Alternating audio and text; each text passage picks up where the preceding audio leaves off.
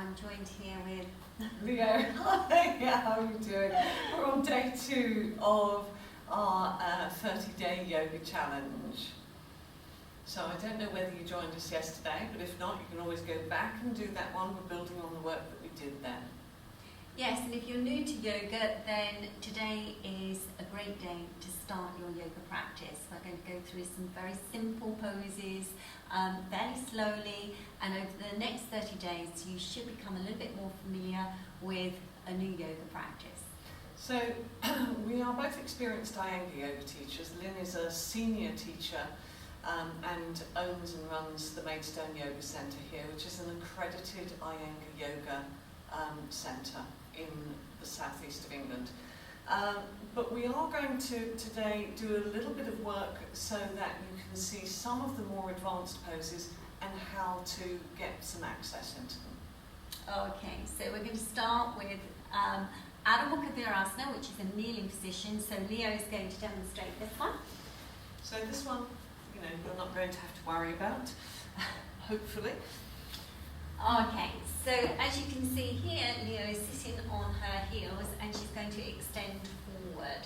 So make sure you lift from your abdomen, extend from your abdomen up towards your chest, and just gradually walk yourself along that mat, keeping your buttocks down. Very important. If your buttocks don't reach your heels, which is quite normal in the very beginning, then you can put a cushion between the heels and the buttocks, which will make this direction a whole lot better. So from this action, you can take a few breaths. You can be in this pose for as long as you wish to, but we're going to move on. These routines are small, so you'll be able to remember them and practice them by yourself at some point. So we're coming for Adho Mukha Svanasana, dog head down, so I'm just going to get up, otherwise I'm going to be hidden. So Adho Mukha Svanasana, dog head down, tucking your toes under. So we did this yesterday.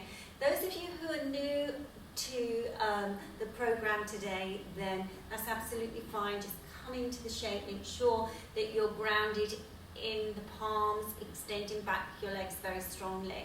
And eventually this pose will unfold itself. It needs a bit of practice though.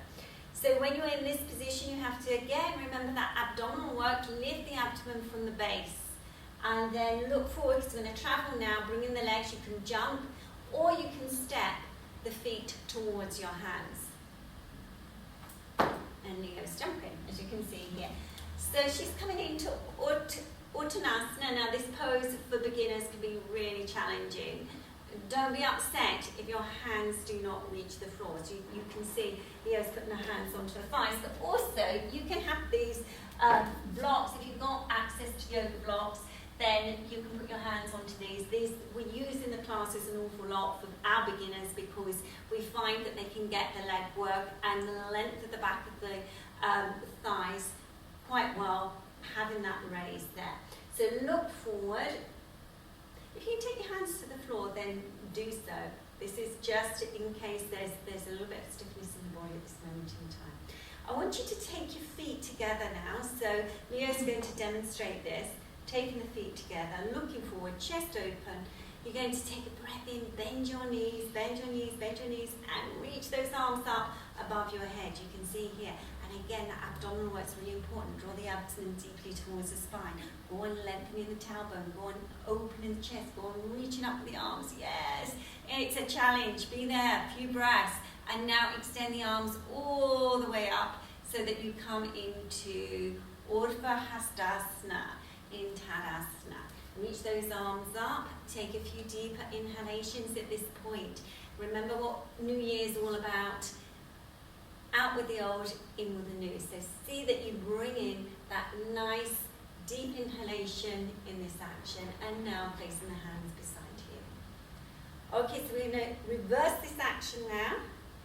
So on an inhalation, extend the arms up.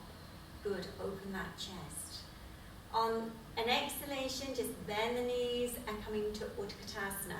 Then just let the breath flow fluidly and keeping this action for a few moments. Draw the abdomen in, and now Uttanasana. So come into that full bend action. And again, for those of you who've got a little bit more mobility, then you take the hands to the floor as Leo is now. But the chest must remain extended. Just have a look at Leo's back. If it's a stiff back, it will look a little bit like that. Okay, so if you've got a mirror handy, you can have a look in that to see if you are getting that action. All right, so we're going to go back into Adho Mukha Svanasana now, taking your hands flat, walking or jumping the legs back. And just remember that actually, although you're creating your own practice, this is just an aid for you to create your own practice. It's always good to attend an Iyengar Yoga class near you. Extend those thighs back strongly, lift the abdomen, look forward. So when you look forward in this pose, it encourages this awareness in your upper back, so the depth comes in the shoulder blades. The shoulder blades draw towards the back waist. Okay, so now bending the knees and coming into Adho Mukha Virasana, so we're reversing the action. Good. And extending those arms straight in front of you. So remember this little routine. This is a good one to start your day with. Extending the buttocks back nicely. Take a few breaths. Okay, so we come for Subtitles now. So coming up. Now Leo's just going to demonstrate Subtitles with the legs bent to start with.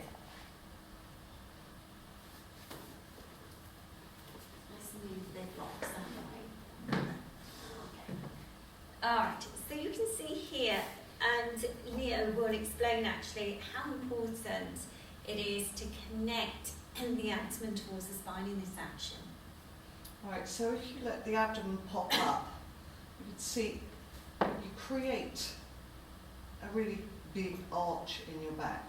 There's nothing wrong with having a slight arch in the back. Many people naturally have a slight arch in the back. But what you don't want to do is over create it, particularly if you take your arms back like that. That's not very good for your back. You've got to lengthen. Yes, you've got to get that length. So once you can get that length, you can extend the legs. Extending the legs without letting the pelvis go with the legs. The pelvis and the pelvic rims, just Leo showing you where the pelvic rims are now. You're going to lift up towards your chest nicely and then extend in. Good. Excellent. Okay, now on an inhalation, take those arms above the head. Now, what is quite common when you take the arms back towards the floor side, the arms sometimes do not reach the floor. We notice this in the classes, that, yeah, exactly that. You can see here with Leo. So if you're one of those people who've got really bound shoulders, really difficult, then you can get yourself either a yoga bolster or a couple of pillows to rest your arms on. So I'm just going to demonstrate here what I mean by that. I'm going to just show on a blanket, a folded blanket. So Leo can take her arms here. It's much better to have the arms rested so that the shoulder can release a little bit. They're hanging around in the stiffness, then it's a little bit more challenging, and you just hang around in that stiffness. When you're on something soft like this, a bolster, a couple of pillows, blanket, whatever it may be, then you'll find that there's a connection. There's a connection within the action. And you can actually push down into something as opposed to just be suspended. Yes, yeah, that's a really good point. So it is a beautiful extension all the way through the body, from the fingertips all the way towards the heels, from the heels all the way to the fingertips. So we have this two-way extension going on. We're going to need this for the next pose. I'll just mention that if you don't have shoulder restriction, you don't have to have that blanket. Yes, that's true. So for those who've got more mobility in the shoulders, you work your hands, your wrists, your upper arms, your lower arms towards the floor. Absolutely correct. So have the bolster or the support if you need it. We're going to come for a balancing pose now called Parapuna Navasana. Parapuna Navasana. This is boat pose, and we're going to come into this pose. It's challenging for a lot of people when you first start yoga. but it's a very good pose because it initiates the action. So why don't you show Lynn in its final pose? You see Okay. what I'm doing here? I'm getting her to do the difficult pose. Yeah. Okay. So, with this pose, you have to see you're sitting in a good dandasana, taking the hands behind you, drawing the abdomen deeply in, but also up. So the abdomen is soft, but it's directed. So when you come to here, lean back a little bit, and you're still lengthening. So the whole of the leg is drawing in and up. And then we come into this action. And then we come into this action. Lifting the sternum chest. This is quite challenging. And coming down. So the biggest difficulties with this pose for a lot of students when they first start is the cramping in the thighs. That will go eventually. But at first, there is quite a bit of cramping that does happen. And we can show you a few ways how to practice this pose to improve it. Okay, so Leo's going to demonstrate this now.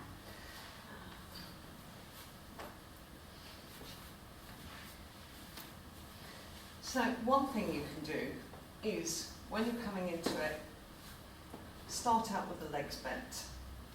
So then you can keep the hands behind, lean back slightly, lift your feet off the floor, and you can work like this, for a little while, maybe a few weeks to kind of get the action. And then see, can you stretch the legs out and back again. Another way of working is holding behind the thighs. So you can get the lift.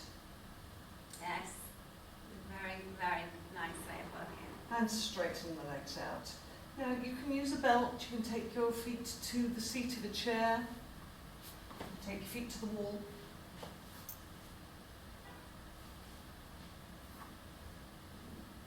So when you take your feet to the wall, it's really important that, can you see that?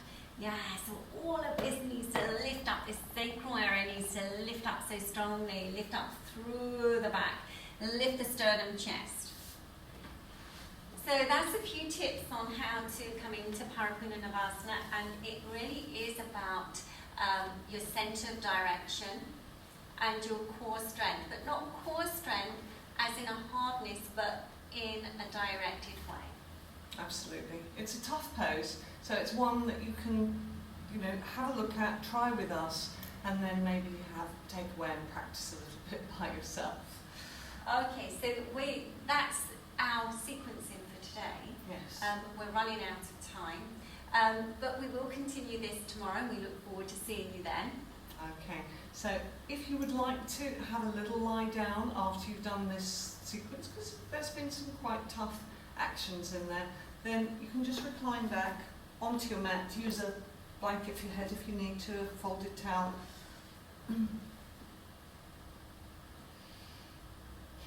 And just rest down with the legs bent.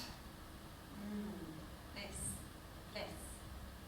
So remember to practice these poses, and we look forward to seeing you tomorrow.